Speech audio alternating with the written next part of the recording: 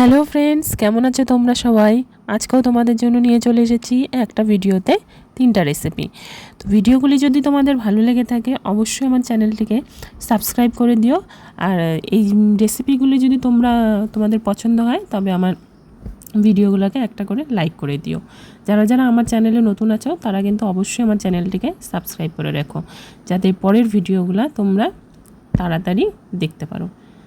তবে চলো শুরু করছি আজকের এই রেসিপি।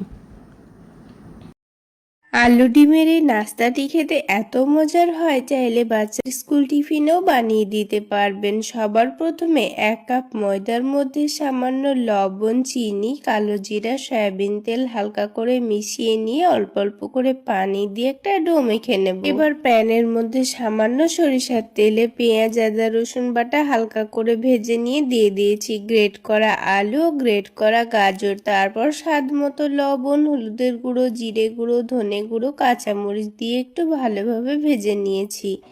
আলুটা সেদ্ধ হয়ে গেলে এক সাইডে একটা ডিম ভেঙে দিয়ে তার মধ্যে লবণ ছড়িয়ে দিয়ে ডিমটাকে কুচি করে ভেজে নিয়ে সবকিছু একসঙ্গে ভালোভাবে ভেজে নিয়েছি। সব শেষে টমেটো সস, সয়া সস ও চাট মশলা দিয়ে মিশিয়ে নামিয়ে নিয়েছি। আলাদা একটা বাটির মধ্যে একটা ডিম সামান্য লবণ দিয়ে ফেটিয়ে নিয়েছি। এবারে ডোটা থেকে কয়েকটা ছোট ছোট করে লেচি কেটে নিয়ে পাতলা করে রুটি বেলে চারিদিকে অল্প করে একটু পানি লাগিয়ে দিয়েছি। মধ্যখানে আলুর পুরটা দিয়ে ভালোভাবে মুড়ে নিয়েছি। তারপর ডিমের ব্যাটারে ডুবিয়ে হালকা গরম তেলের মধ্যে কিছুক্ষণ সময় নিয়ে ভাজলে দেখবেন নাস্তাগুলো খুব সুন্দর ফুলে উঠছে। এইভাবে সবগুলো নাস্তা ভেজে নিয়েছি।